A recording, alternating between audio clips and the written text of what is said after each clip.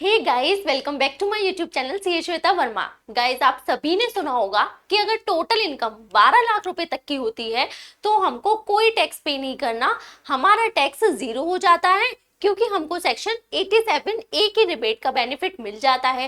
पर क्या आपको पता है कि अगर आपकी टोटल इनकम 12 लाख रुपए को एक्सीड करती है तो भी आपको सेक्शन 87A की रिबेट का बेनिफिट मिल जाता है? कैसे? इसी बात को हम आज की इस वीडियो में डिस्कस करेंगे। तो आज की इस वीडियो में हम सेक्शन 87A की रिबेट से रिलेटेड सारे कॉन्सेप्ट्स को क्लियर करेंगे। सेक्शन 87A की रिबेट क्या होती है, किन पर्सन्स को इसका बेनिफिट मिलता है, ओल्ड टैक्स रिजीम ऑप्ट करते हैं बेनिफिट कैसे ले सकते हैं, न्यू टैक्स रिजीम ऑप्ट करते हैं तो बेनिफिट कैसे ले सकते हैं, नॉर्मल इनकम हो, स्पेशल इनकम हो, सारी चीजों को हम डिटेल में विद प्रैक्टिकल एग्जाम्पल हम डिस्कस करेंगे जिससे आपके कॉन्सेप्ट एकदम क्रिस्टल क्लियर हो जाए। तो वीडियो को लास्ट तक जरूर देखिएगा और वीडियो आपको अच्छी लगे तो प्लीज वीडियो को लाइक जरूर कर दीजिएगा, शेयर कर दीजिएगा। ज्यादा से ज्यादा चैनल पर नए हैं, सब्सक्राइब नहीं किया है चैनल को अभी तक, तो प्लीज चैनल को सब्सक्राइब जरूर कर दीजिएगा।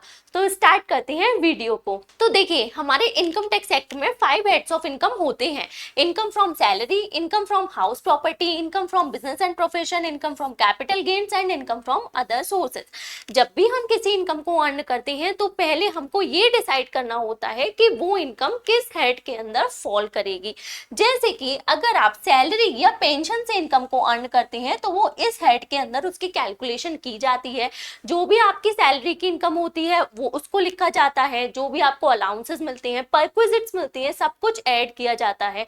इसके अलावा इनकम टैक्स एक्ट ने आपको कुछ अलाउंसेस एंड परक्विजिट्स की एग्जेम्पशन भी दी है। अगर आप ओल्ड टैक्स रिजीम से कैलकुलेशन करते हैं तो आपको सारे एग्जेम्पशंस के बेनिफिट अवेलेबल होते हैं। अगर आप न्यू टैक्स रिजीम से अपनी इनकम को कैलकुलेट करते हैं तो लिमिटेड एग्जेम्पशंस आपको मिल जाती हैं।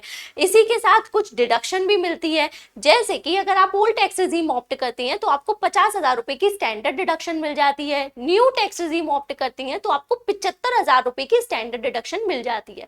तो ये सारी कैलकुलेशन, सारे प्लस माइनस इसी हेड के अंदर किए जाते हैं और उसके बाद में जो हमारी नेट सैलरी इनकम होती है उसको यहाँ पर लिखा जाता है। ओके, अब अगर आपका कोई घर है, कोई फ्लैट है, कोई ऑफिस है, कोई शॉप है जिसको आपने किराए पर दे रखा है, वहां से आपको रेंटल इनकम रिसीव होती है, वो आपकी इस हेड के अंदर इनकम फ्रॉम हाउस प्रॉपर्टी इस हेड के अंदर टैक्सेबल की जाती है। अब क्या पूरी रेंटल इनकम टैक्सेबल होती है? Then answer is no.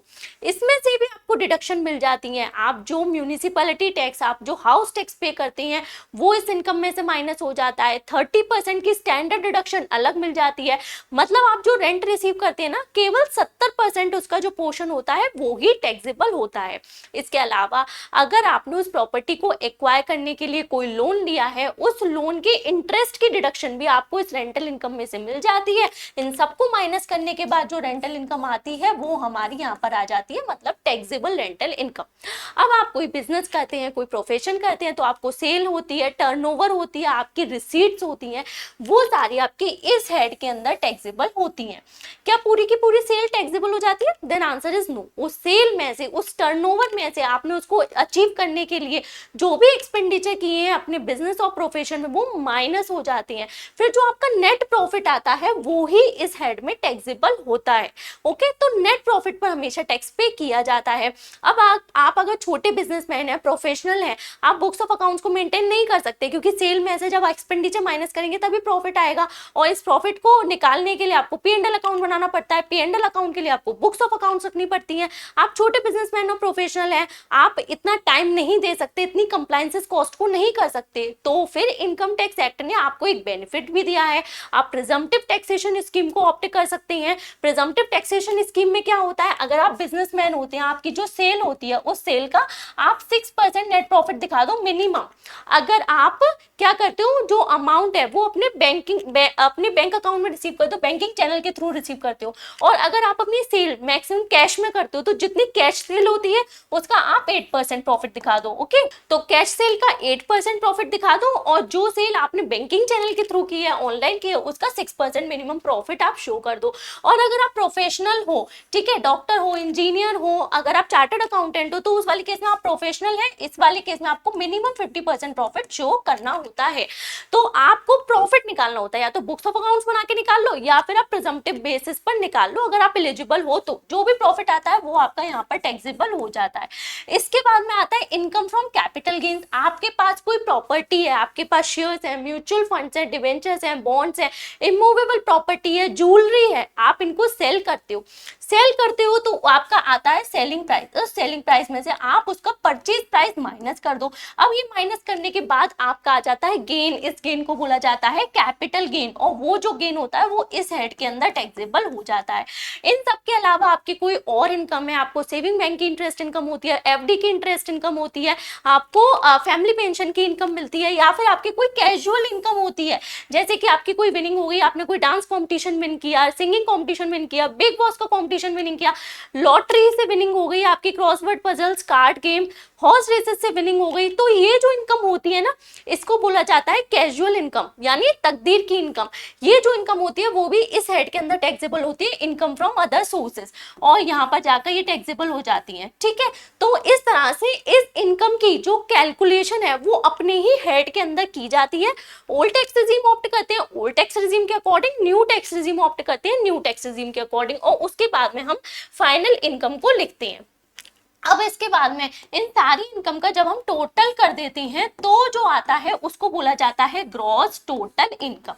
अब इस ग्रॉस टोटल इनकम में से अगर आप ओल्ड टैक्स रिजीम ऑप्ट करते हैं तो आपको चैप्टर 6A की डिडक्शन मिल जाती है। आपने लाइफ इंश्योरेंस करा रखा है, हेल्थ इंश्योरेंस करा रखा है, ईपीएफ, पीपीएफ, एनपीएस में कंट्रीब्यूशन करते हैं, सबके आपको डिडक्शन मिल जाती है एक स्पेसिफाइड लिमिट तक। तो चैप्टर 6A की डिडक्शन यहाँ पर माइनस हो जाती है। अगर आप न्यू टैक्स रिजीम ऑप्ट करते हैं तो आपको कुछ लिमिटेड डिडक्शंस मिलती हैं, जैसे एम्प्लॉयर एनपीएस में कंट्रीब्यूट करता है या फिर अग्निवीर कॉर्पस फंड की में आप कंट्रीब्यूशन करते हैं, तो इस तरह की जो डिडक्शंस होती है जो आपको अवेलेबल होती है वो आप माइनस कर दीजिए। माइनस करने के बाद में अब जो अमाउंट आता है इसको क्या बोला जाता है, इस वाले अमाउंट को बोला जाता है नेट टोटल इनकम। क्या बोला जाता है, नेट टोटल इनकम। इस तरह से आपको अपनी इनकम की कंप्यूटेशन की करनी पड़ती है, और ये जो नेट टोटल इनकम आती है इस पर फिर आपको टैक्स कैलकुलेट करना होता है। ओके, इस पर आपको टैक्स कैलकुलेट करना होता है। अब टैक्स कैसे कैलकुलेट करते हैं, देखिए जो आपकी सैलरी या पेंशन की इनकम आएगी पूरे प्लस माइनस करने के बाद में वो आपकी स्लैब रेट से टैक्सेबल होती है। ठीक है, जो भी आपकी रेंट की इनकम आती है इस वाले हेड में ये भी आपकी स्लैब रेट से टैक्सेबल होती है। जो आपकी पीजीवीपी की इनकम आती है, आपका नेट प्रॉफिट, वो भी आपका स्लैब रेट से टैक्सेबल होता है। अब यहाँ पर आती है आपकी कैपिटल गेन की इनकम। तो देखिए कैपिटल गेन की इनकम में ना कुछ स्पेशल रेट की इनकम इंक्लूड होती है। कैसे, इस बात को समझते हैं। तो देखिए अगर आपके पास कोई लिस्टेड सिक्योरिटीज है, आपके पास लिस्टेड इक्विटी शेयर्स है, इक्विटी ओरिएंटेड म्यूचुअल फंड्स हैं, जिनको जब आप परचेज करते हो, परचेज करने के आप 1 साल के अंदर अंदर ही उनको आप शेयर मार्केट के थ्रू सेल कर देते हो, तो इस वाले केस में आपको शॉर्ट टर्म कैपिटल गेन्स होते हैं। ठीक है, तो ये शेयर्स हैं, म्यूचुअल फंड्स हैं, जिनको आप स्टॉक एक्सचेंज के थ्रू सेल करते हो, 1 साल के अंदर अंदर आपको शॉर्ट टर्म कैपिटल गेन्स होते हैं, जिस पर आपको फ्लैट 20% की रेट से टैक्स पे करना होता है। सेक्शन होता है आपका 111A। अगर इन्हीं लिस्टेड इक्विटी शेयर्स को, इक्विटी ओरिएंटेड म्यूचुअल फंड्स को आप मिनिमम 1 साल के लिए होल्ड करते हो, उसके बाद आप कभी भी सेल करते हो, तो इसको बोला जाता है लॉन्ग टर्म कैपिटल गेन्स। ये जो कैपिटल गेन्स होती हैं 1,25,000 तक तो एग्जेम्प्ट होते हैं। अगर इससे ज्यादा के भी आपके कैपिटल गेन्स है तो उस वाले केस में जो एक्सेस कैपिटल गेन्स होते हैं उस पर आपको फ्लैट 12.5% की रेट से टैक्स पे करना होता है। सेक्शन होता है आपका 112A। ओके, इसके अलावा आपकी कोई और प्रॉपर्टी है, आपके पास अनलिस्टेड शेयर्स हैं, अनलिस्टेड डिवेंचर्स हैं, बॉन्ड्स हैं, आपके पास इमूवेबल प्रॉपर्टी है, ज्वेलरी है, इस वाले केस में अगर आप उनको 2 साल के अंदर अंदर सेल कर देते हो, ये तो 1 साल का पीरियड है, यहाँ पर आपको इसके अलावा जो प्रॉपर्टी है उनको आप 2 साल के अंदर अंदर सेल कर देते हो, तो वो शॉर्ट टर्म कैपिटल गेन्स होते हैं, जिस पर आपको स्लैब रेट से टैक्स पे करना होता है। इसके अलावा अगर आप 2 साल तक तो उनको होल्ड करते हो फिर सेल करते हो तो लॉन्ग टर्म कैपिटल गेन्स होते हैं। ये जो लॉन्ग टर्म कैपिटल गेन्स होते हैं इस पर आपको 12.5% की रेट से टैक्स पे करना होता है। सेक्शन होता है 112। तो यहाँ पर आप ये ध्यान रखिए कि ये वाले जो लॉन्ग टर्म कैपिटल गेन्स होते हैं ना, ये वाले जो 100A वाले होते हैं, इस पर आपको 1,25,000 की एग्जेम्पशन मिलती है और उसके बाद में 12.5% की रेट से टैक्स पे करना होता है। इसके अलावा कोई लॉन्ग टर्म कैपिटल गेन्स है तो आपको कोई भी एग्जेम्पशन नहीं मिलती, फ्लैट 12.5% की रेट से आपको टैक्स पे करना होता है।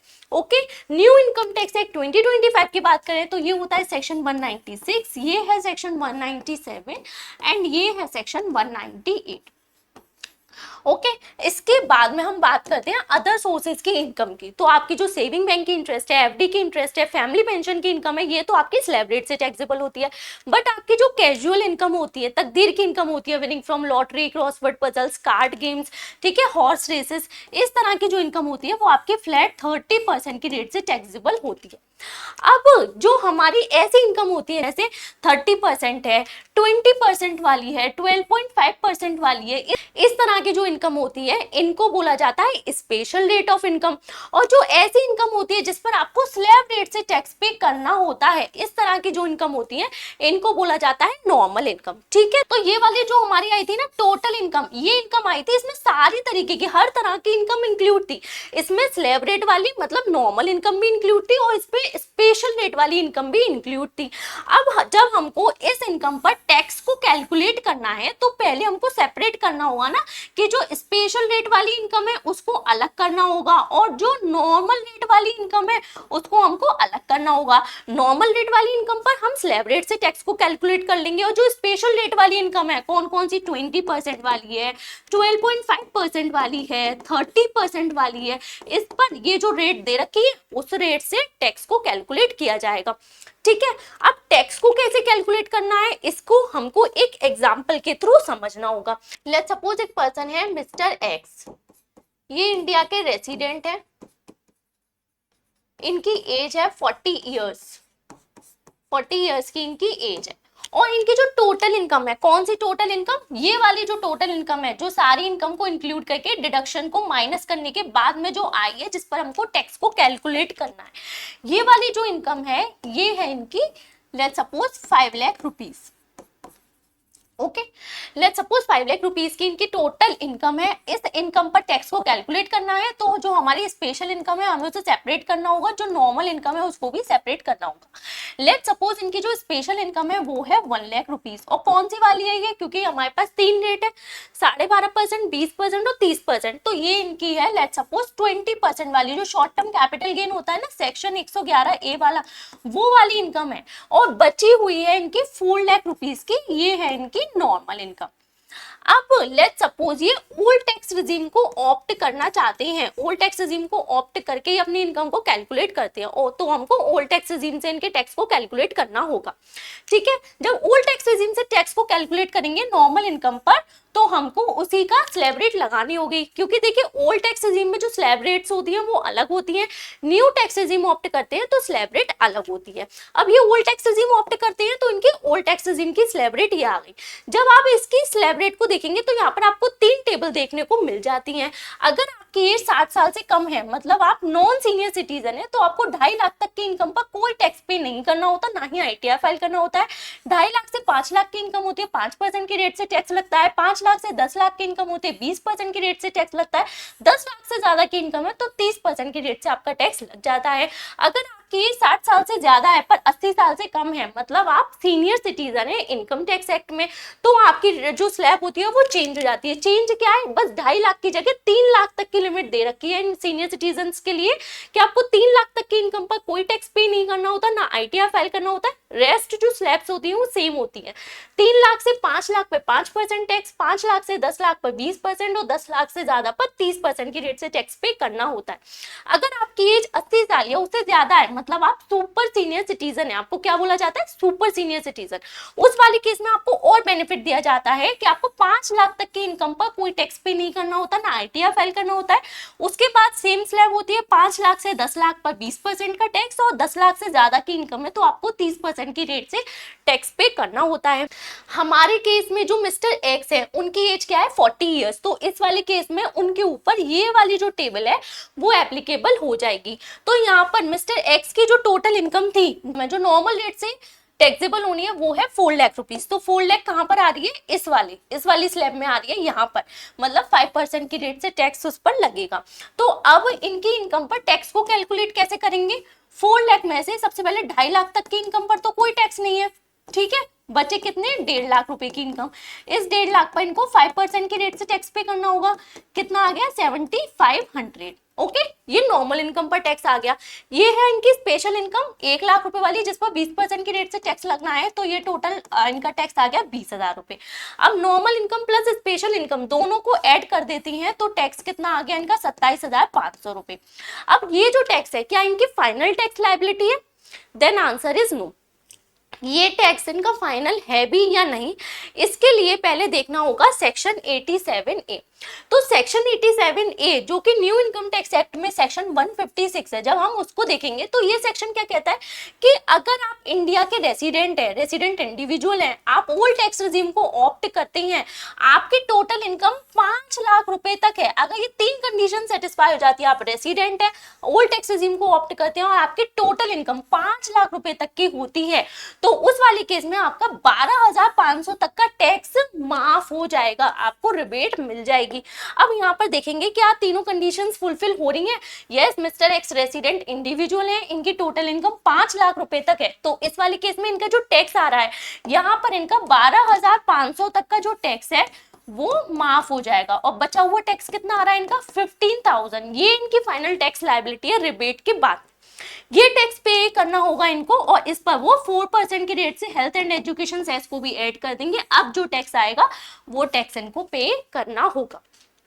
ओके, तो टैक्स लायबिलिटी तो हम कैलकुलेट कर लेते हैं, बट ये फाइनल टैक्स लायबिलिटी है कि नहीं, इससे पहले हमको सेक्शन 87A की जो बेनिफिट है, ए की रिबेट है, इसको भी चेक कर लेना होता है, उसकी कंडीशंस को हमको चेक कर लेना होता है। ठीक है, और ये जो रिबेट है आप देखेंगे जो स्पेशल इनकम है, इस पर भी ये रिबेट का बेनिफिट मिला है। बट अगर आपकी इनकम ये वाली है, अगर आपकी इनकम ये वाली long term capital gain section 112A वाला है, तो इस वाले केस में आपको सेक्शन 87A की रिबेट का बेनिफिट नहीं मिलता ओल्ड टैक्स रिजीम में। क्यों? क्योंकि हमारा इनकम टैक्स एक्ट कहता है कि हम आपको 1,25,000 रुपए की जो एग्जेम्पशन है वो तो दे ही रहे हैं, तो हम आपको रिबेट का बेनिफिट अब नहीं देंगे। और ये किस में लिखा हुआ है, ये इस सेक्शन में, सेक्शन 112A में लिखा हुआ है कि इस इनकम पर सेक्शन 87A की रिबेट का बेनिफिट नहीं मिलेगा।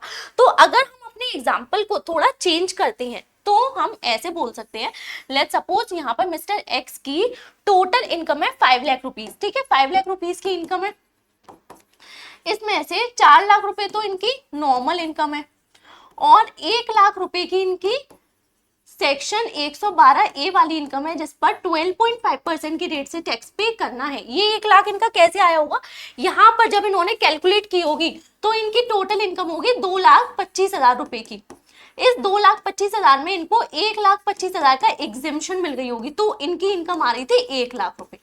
ठीक है, ये एग्जेम्पशन की जो कैलकुलेशन है ना वो यही की जाएगी, इसी हेड के अंदर, कैपिटल गेन की हेड के अंदर ही जो प्लस माइनस होना होगा वो होगा।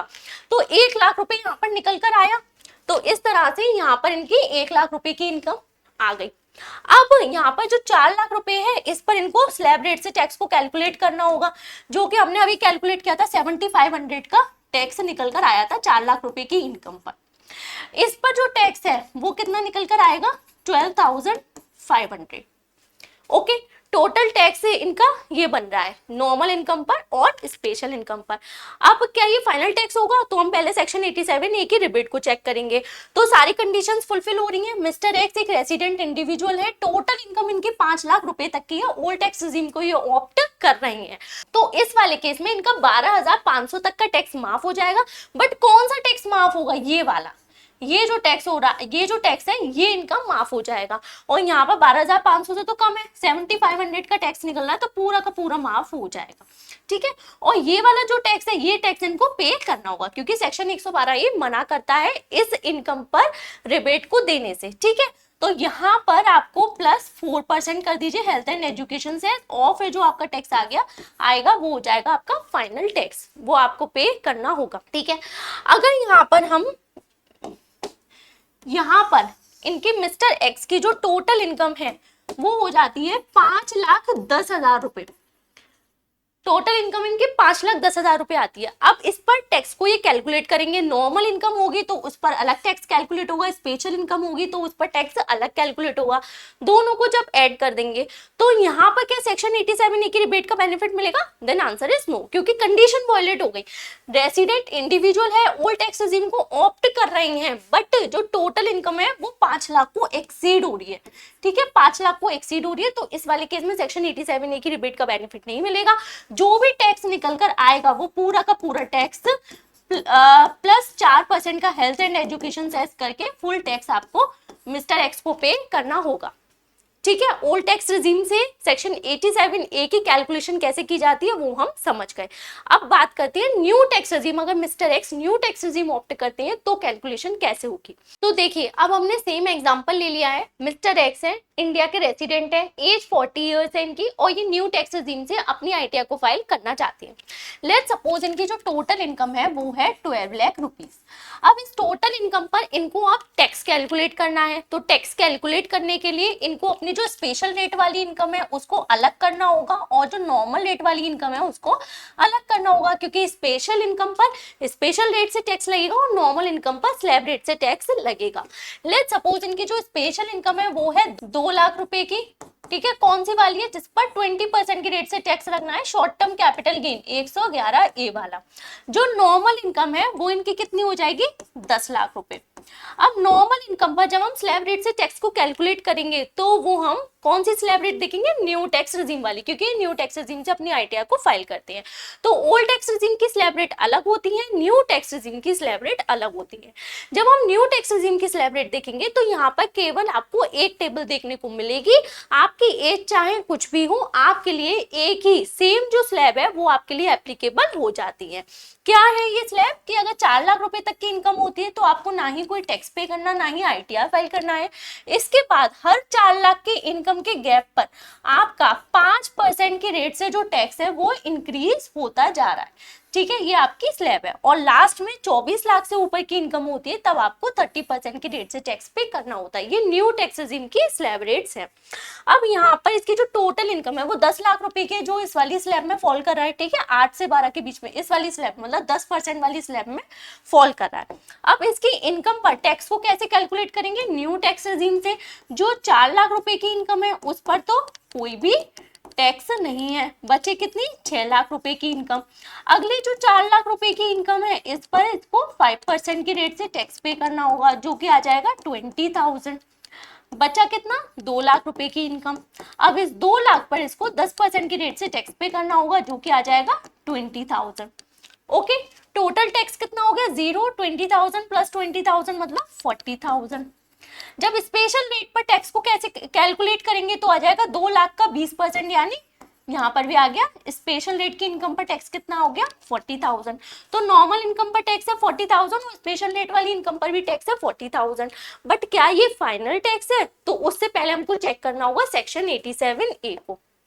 तो सेक्शन 87A है जो न्यू इनकम टैक्स एक्ट का सेक्शन 156 है। वो कहता है कि अगर आप इंडिया के रेसिडेंट इंडिविजुअल हो, आप न्यू टैक्स रिजीम को ऑप्ट करना चाहते हो और आपकी टोटल इनकम आपके 12 लाख रुपए तक की है, अगर आपकी 3 कंडीशंस फुलफिल हो जाती है तो आपको बेनिफिट क्या मिलेगा? आपका 60,000 रुपए तक का टैक्स माफ हो जाएगा, जो टैक्स आपकी नॉर्मल इनकम पर आ रहा है। तो जो नॉर्मल इनकम पर टैक्स है वो 60,000 रुपए तक का टैक्स आपका माफ हो जाएगा। तो पहले हमको देखना होगा कि क्या तीनों कंडीशंस फुलफिल हो रही हैं। तो मिस्टर एक्स रेसिडेंट इंडिविजुअल तो है, न्यू टैक्स रिजीम को ये ऑप्ट कर रहे हैं और 12 लाख तक की इनकम है, तो कंडीशंस तो फुलफिल हो रही हैं। तो इस वाले केस में क्या होगा? जो आपकी नॉर्मल इनकम है, नॉर्मल इनकम पर आपका जो टैक्स आ रहा है 60,000 रुपए तक का टैक्स आपका माफ हो जाएगा। टैक्स आपका कितना है? 40,000 रुपए, तो पूरा टैक्स माफ हो जाएगा। ठीक है, यहाँ पर तो आपको कोई टैक्स पे करना ही नहीं है। अब आया ये वाला जो टैक्स है जो कि आपकी स्पेशल रेट वाली इनकम पर था, तो ये आपको अब पे करना होगा। ये वाला टैक्स है, इस पर आपको 4% की रेट से हेल्थ एंड एजुकेशन सेस को ऐड कर दो, 40,000 का 4%, और जो आ रहा है ये आपका फाइनल टैक्स हो जाएगा जो कि आपको पे करना होगा। समझ में आ गया? तो ओल्ड टैक्स रिजीम में आपको स्पेशल रेट वाली इनकम पर भी रिबेट का बेनिफिट मिल जाता है। बस सेक्शन 112A वाली जो इनकम होती है जिसपे 1,25,000 पहले ही एग्जेम्प्ट हो जाते हैं, उस पर आपको सेक्शन 87A की रिबेट का बेनिफिट नहीं मिलता। लेकिन न्यू टैक्स रिजीम ऑप्ट करते हैं तो आपको किसी भी स्पेशल रेट वाली इनकम पर सेक्शन 87A की रिबेट का बेनिफिट नहीं मिलता, ठीक है। केवल नॉर्मल इनकम पर आपको ये बेनिफिट मिलता है। अब आते हैं अपने पॉइंट पे जिसके लिए आज की ये वीडियो बनाई गई है, क्या कि 12 लाख रुपए से ज्यादा की अगर आपकी इनकम हो जाती है, लेट्स सपोज मिस्टर एक्स की इनकम है 12,10,000 रुपए, इस वाले केस में क्या उनको सेक्शन 87A की रिबेट का बेनिफिट मिलेगा, उसको समझते हैं।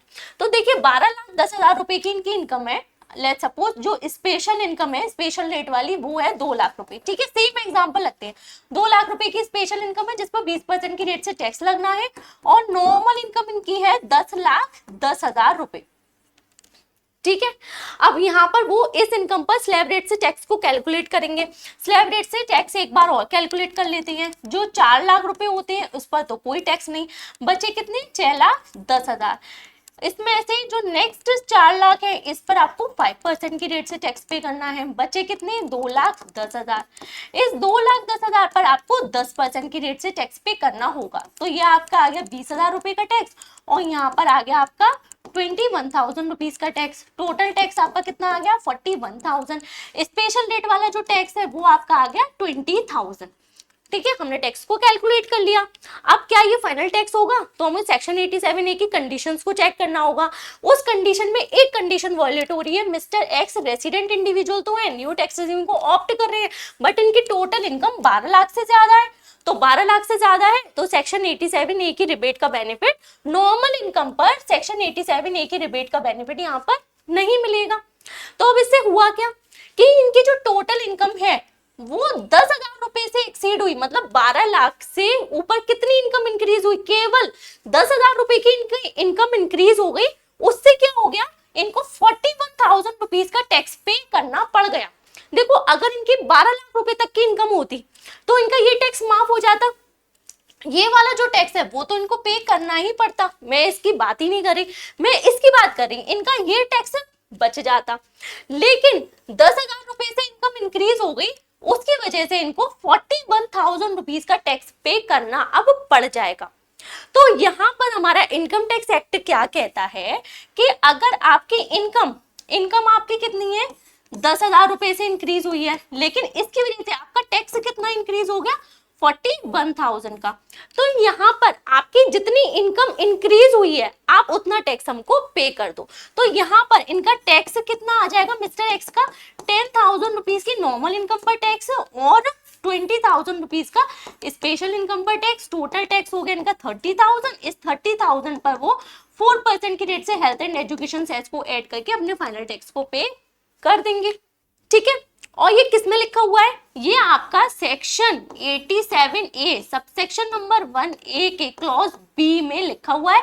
न्यू टैक्स की बात करें सेक्शन 156 के सबसेक्शन नंबर 2 के क्लॉज बी में ये लिखा हुआ है कि अगर आपकी इनकम 12 लाख से इंक्रीज हो रही है, लेकिन इस इनकम के इंक्रीज होने की वजह से आपका टैक्स ज्यादा बन रहा है, उस इनकम से ज्यादा बन रहा है, तो इस वाले केस में जितनी आपकी इनकम है उतना टैक्स रिस्ट्रिक्ट कर दिया जाएगा और बैलेंस आपको रिबेट दे दिया जाएगा, सेक्शन 87A की रिबेट। तो सेक्शन 87A की रिबेट यहाँ पे कितनी मिल गई 41,000 का टैक्स बन रहा था, केवल बोला है 10,000 रुपए का टैक्स दे दो, तो 31,000 रुपए की आपकी क्या हो गई सेक्शन 87A की रिबेट। समझ आ गया, ये आपको सेक्शन 87A की रिबेट मिली है और सेक्शन 87A में ही लिखा हुआ। प्रैक्टिकल वर्ल्ड में क्या बोलते हैं मार्जिनल रिलीफ, क्या बोलते हैं हम इसको प्रैक्टिकल वर्ल्ड में marginal relief, okay marginal relief. तो इस चीज को हम एक एग्जांपल से और समझ लेते हैं। लेट्स सपोज मिस्टर एक्स की टोटल इनकम आती है 12,70,000 रुपए 70,000, और लेट्स सपोज कि ये जो इनकम है इनकी नॉर्मल इनकम है, स्पेशल रेट की इनकम इसमें नहीं है, तो इस पर स्लैब रेट से टैक्स को कैलकुलेट किया जाएगा। तो एक बार कैलकुलेट कर लेते हैं। 12 लाख में इसमें से जो पहले 4 लाख रुपए है उस पर आपको कोई टैक्स पे नहीं करना, बचे कितने 8,70,000 रुपए। अगली जो 4 लाख है इस पर आपको 5% की रेट से टैक्स पे करना होगा, जो कि हो जाएंगे 20,000। अब कितना अमाउंट आया 4,70,000 का। नेक्स्ट जो 4 लाख है उस पर आपको 10% की रेट से टैक्स को कैलकुलेट करना है, जो आ गया 40,000 रुपीज। बचे कितने 70,000 रुपए। इस 70,000 पर आपको 5 10 पे 15 15% के रेट से टैक्स कैलकुलेट करना है, जो कि आपका आ जाएगा 10,500। टोटल हम ऐड कर लेंगे 20,000 प्लस 40,000 60,000, 60,000 प्लस 10,000 हो गया 70,500। अब आप खुद देखो कि यहाँ पर इनकम कितनी इंक्रीज हो रही है, 12 लाख के ऊपर। 12 लाख रुपए तक की इनकम होती तो इनका ये पूरा का पूरा टैक्स माफ हो जाता। ठीक है, इनकम कितने से इंक्रीज हो रही है, 70,000 से। इनकम कितने से इंक्रीज हो रही है, 70,000 से। इसकी वजह से इनको अब पूरा टैक्स पे करना पड़ जाएगा, कितना, 70,500 रुपए। तो यहाँ पर section 87A subsection number 1A clause B क्या कहता है कि जितने से इनकम इंक्रीज हुई है उतना हमको टैक्स पे कर दो। तो इनका फाइनल टैक्स कितना हो जाएगा, 70,000। इस पर 4% के रेट से health and education cess add करके नेट टैक्स वो पे कर देंगे। रिबेट कितने की मिल गई, अंडर सेक्शन 87A की। ठीक है, 12 लाख से ऊपर वाली जो क्लॉज बी वाली होती है वो है 500 रुपए की। 500 रुपए की इनको रिबेट मिल गई, तो 70,000 का टैक्स हो गया और 500 रुपए का इनको रिलीफ मिल गया, जिसको क्या बोला जाता है, मार्जिनल रिलीफ। ओके, अब अगर हम यहाँ पर 12,71,000 करें ना, 12,71,000 रुपए की अगर किसी पर्सन की इनकम है तो उस पर जब वो स्लैब रेट से टैक्स कैलकुलेट करेगा तो यहाँ पर टैक्स आ जाएगा उसका 70,650। तो इस वाले केस में इनकम कितने से इंक्रीज हो रही है, 71,000 रुपीज से। इसकी वजह से इसका टैक्स कितने का बन रहा है, 70,650 का टैक्स बन रहा है। तो टैक्स तो यहाँ पर कम बन रहा है, तो इस वाले केस में इसको पूरा टैक्स पे करना पड़ जाएगा। इस पर 4% की रेट से health and education cess add कर देंगे और फाइनल टैक्स पे कर देंगे। तो आपका जो टैक्स है वो जितनी इनकम इंक्रीज हुई है उससे, उसके बराबर या उससे कम हो तो पूरा टैक्स हो जाएगा। लेकिन टैक्स उससे ज्यादा बन रहा है तो फिर आपको रिलीफ मिल जाएगा। कितना मिल जाएगा, जितनी इनकम इंक्रीज हुई है उतना तक आपका जो टैक्स है वो रिस्ट्रिक्ट कर दिया जाएगा। ध्यान क्या रखना है आपको कि ये जो बेनिफिट है वो आपको केवल न्यू टैक्स रेजिम में मिलता है, ओल्ड टैक्स रेजिम में बेनिफिट नहीं मिलता है। अगर ओल्ड टैक्स रेजिम की बात करें तो 5,10,000 रुपए की जब इनकम थी तो यहाँ पर मिस्टर एक्स को पूरा का पूरा टैक्स पे करना होगा, क्योंकि वो ओल्ड टैक्स रेजिम को ऑप्ट कर रहे हैं। तो ओल्ड टैक्स रेजिम में मार्जिनल रिलीफ का कोई कॉन्सेप्ट नहीं है, न्यू टैक्स रेजिम में ही ये कॉन्सेप्ट है।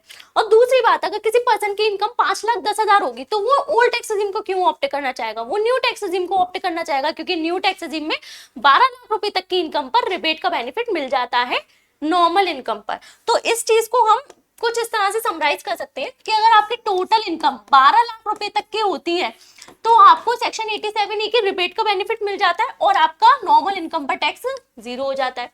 अगर आपकी टोटल इनकम 12 लाख से ज्यादा है लेकिन 12,70,000 रुपए तक है तो भी आपको सेक्शन 87A की रिबेट का बेनिफिट मिल जाता है, और जितने से आपकी इनकम इंक्रीज होती है उतना आपका टैक्स बन जाता है। ठीक है, ये हम टैक्स की बात कर रहे हैं और ये हम इनकम की बात कर रहे हैं। ओके, तो 12 लाख तक की इनकम पर कोई टैक्स नहीं है, 12 लाख से ज्यादा 12,70,000 रुपए तक है तो जितनी इनकम इंक्रीज हुई है उतना टैक्स आपको पे करना होगा। इस पर 4% का health and education cess add करके टैक्स पे करना होगा। अगर आपकी इनकम 12,70,000 रुपए से ज्यादा है तो आपको कोई भी रिबेट, सेक्शन 87A की रिबेट का बेनिफिट आपको नहीं मिलेगा। यहाँ पर आपको फुल टैक्स पे करना होगा। ठीक है, फुल टैक्स पे करना होगा। तो आई होप आपको ये कॉन्सेप्ट समझ में आया होगा मार्जिनल रिलीफ का, और सेक्शन 87A का फुल कॉन्सेप्ट समझ में आ गया होगा। तो यहाँ पर 2 पार्ट होते हैं, ओल्ड टैक्स रेजिम में केवल एक ही पार्ट होता है लेकिन न्यू टैक्स रेजिम के लिए 2 पार्ट है। एक पार्ट में टैक्स पूरा 0 हो जाता है और जो दूसरा पार्ट है उसमें भी आपको रिलीफ दे दिया जाता है। तो कैसी लगी वीडियो कॉमेंट करके जरूर बताइए, और गाइज वीडियो आपको अच्छी लगे तो उसको लाइक जरूर कर दीजिएगा, शेयर कर दीजिएगा ज्यादा से ज्यादा अपने व्हाट्सएप ग्रुप में, टेलीग्राम ग्रुप में। कोई क्वेरी हो, कोई डाउट हो, कमेंट सेक्शन में जरूर पूछिएगा। मैं कोशिश करती हूँ कि हर एक क्वेरी का रिप्लाई कर पाऊँ। ओके, आप हमको हमारे टेलीग्राम चैनल पर भी ज्वाइन कर सकते हैं, लिंक डिस्क्रिप्शन बॉक्स में दे रखा है। तो चलिए मिलते हैं नेक्स्ट वीडियो में। Thank you so much.